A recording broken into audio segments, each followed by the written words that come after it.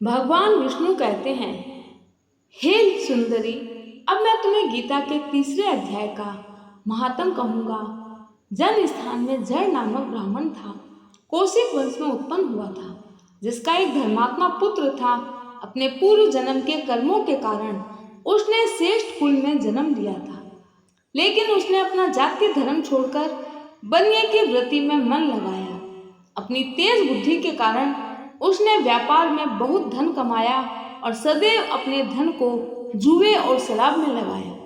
पराई स्त्रियों के साथ व्यभिचार करने में ही उसका अधिकतर समय बीतता था।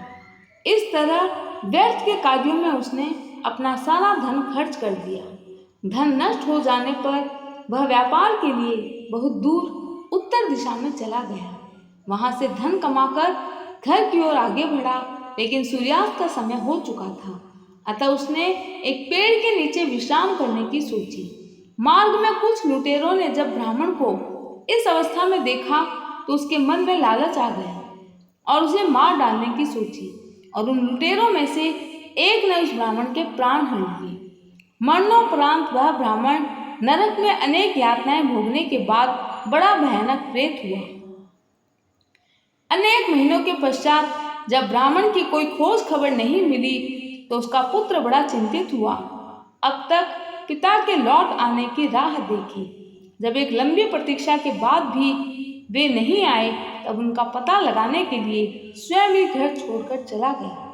वह प्रतिदिन खोज करता रहा, मगर राहगीरों के पूछने पर भी उसे उनका कुछ समाचार नहीं मिला। बाद में एक दिन एक ऐसे मनुष्य से उसकी भेंट हुई जो उसके पिता का सहायक था। उससे सारा हाल जानकर उसने पिता की मृत्यु पर बहुत शोक किया। वेद शास्त्रों में पारंगत वह कुशाग्र बुद्धि वाला ब्राह्मण पुत्र बड़ा बुद्धिमान था। बहुत कुछ सोच विचार कर पिता का पारलौकिक कर्म करने की इच्छा से आवश्यक सामग्री साथ में लेकर काशी जाने का विचार किया। मार्ग में 7-8 मुकाम डालकर 90 दिन उसी वृक्ष के नीचे पहुंचा जहां उसके पिता मारे गए थे। उस स्थान पर उसने संध्या उपासना की और गीता के तीसरे अध्याय का पाठ किया। इस समय आकाश में बड़ी भयंकर गर्जना हुई। उसने अपने पिता को भयंकर आकार में देखा।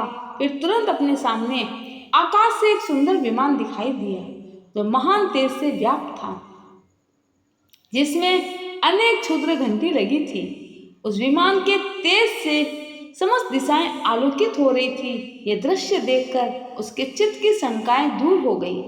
उसने विमान पर अपने पिता को दिव्य रूप धारण किए विराजमान देखा। उसके शरीर पर पीतांबर शोभा पा रहा था और मुनिजन उसके पिता की स्तुति कर रहे थे। उन्हें देखते ही पुत्र ने प्रणाम किया। तब पिता ने भी उसे आशीर्वाद दिया। तत्पश्चात उसने पिता से ये सारा वृतांत कहा। उसके उत्तर में पिता ने सब बातें बताकर इस प्रकार कहना आरंभ किया, बेटा देव, बस मेरे निकट गीता के तृतीय अध्याय का पाठ करके तुमने इस शरीर के द्वारा किए हुए कर्म बंधन से मुझे छुड़ा दिया। अतः घर लौट जाओ, क्योंकि जिसके लिए तुम काशी जा रहे हो वह प्रयोजन तो यही सिद्ध हो गया है। पिता के ऐसा कहने पर पुत्र ने पिता से कहा, आप मेरे हित का उपदेश कीजिए, कोई और कार्य हो तो मुझे बताइए। तब पिता ने अपने पुत्र से कहा, मेरी युक्ति के लिए तुमने जो जो उपाय किया है वही सारे उपाय तुमने अपने पूर्वजों की मुक्ति के लिए भी करने हैं। मैंने जो कर्म किया वही मेरे भाई ने भी किया है। इससे वह घोर नरक में पड़ा है। उनका तुम्हें उद्धार करना चाहिए, यही मेरा मनोरथ है। जिस साधन के द्वारा तुमने मुझे संकट से छुड़ाया है उसी का अनुष्ठान औरों के लिए भी करना है। उसका अनुष्ठान करके उसमें होने वाला पुण्य नारकी जीवों को संकल्प करके दे दो।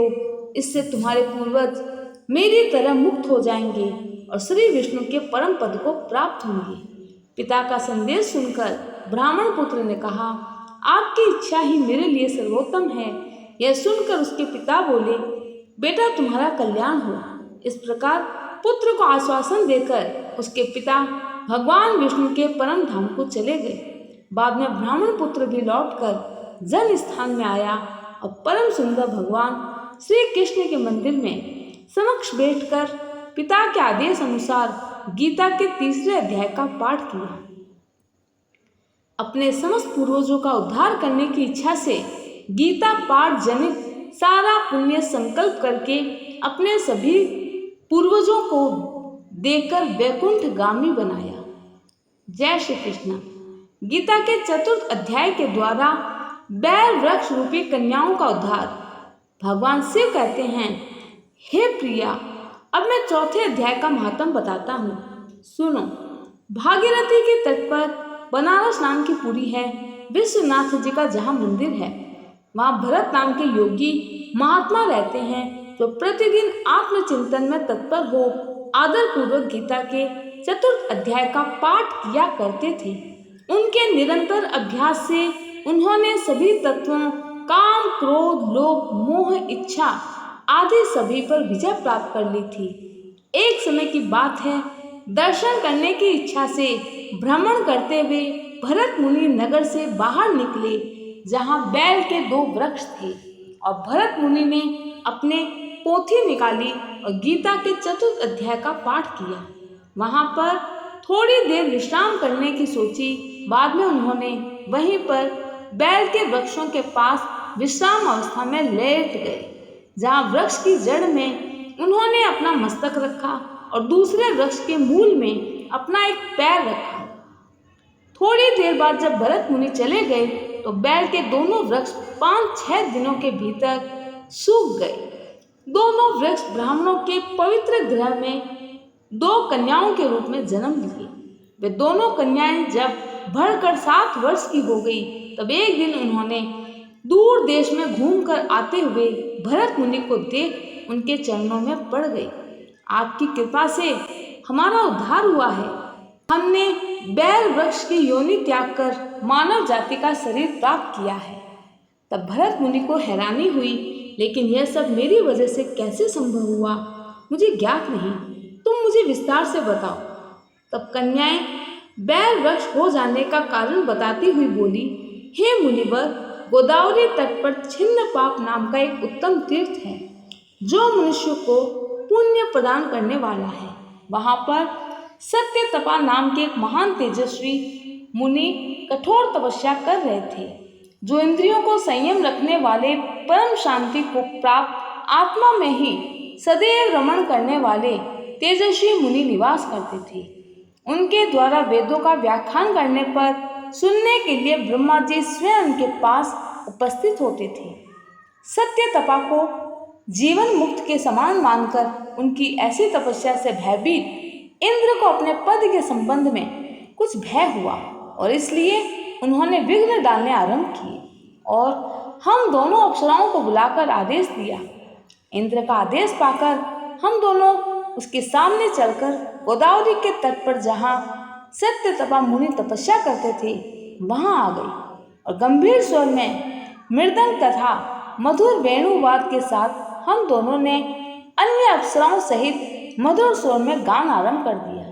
इतना ही नहीं, हम उन योगी महात्माओं को वश में करने के लिए हम लोग स्वर, ताल और लय के साथ नृत्य करने लगे। हम दोनों की उन्मत्त गति काम भाव का उद्दीपन करने वाली थी और अंतहीन हमने महात्मा के मन में क्रोध का संचार कर दिया और उन्होंने हाथ में जल छोड़कर हमें क्रोधवश श्राप दिया, तुम दोनों गंगा जी के तट पर बैल वृक्ष हो जाओ। यह सुनकर हमने बड़े अनुनय विनय के साथ में कहा, हे महात्मा, हम दोनों पराधीन हैं, हमें क्षमा करें। तब दयालु मुनि ने हमारे श्राप की अवधि निश्चित करते हुए कहा, भरत मुनि के आने तक तुम पर यह श्राप लागू रहेगा। भरत मुनि ही तुम्हें इस श्राप से मुक्ति दिला सकते हैं और तुम्हें पूर्व जन्म की स्मृति बनी रहेगी। जिस समय हम दोनों बैल वृक्ष के रूप में खड़ी थी, उस समय आपने आकर गीता के 4th अध्याय का पाठ किया और हमारा उद्धार किया। हम आपको प्रणाम करती हैं। आपने केवल श्राप से ही नहीं बल्कि भयानक संसार से भी गीता के 4th अध्याय के पाठ के द्वारा हमारा उद्धार कर दिया। इस प्रकार मुनि ने उन कन्याओं को सदैव गीता के 4th अध्याय का अभ्यास करने के लिए कहा। हे पार्वती, इस तरह गीता के चतुर्थ अध्याय के इस पाठ को जो व्यक्ति नित्य प्रति करता है वह मृत्यु उपरांत विष्णु पद को प्राप्त करता है एवं जिसे इस भव सागर से पार पाने में कोई कठिनाई नहीं आती। जय श्री कृष्ण।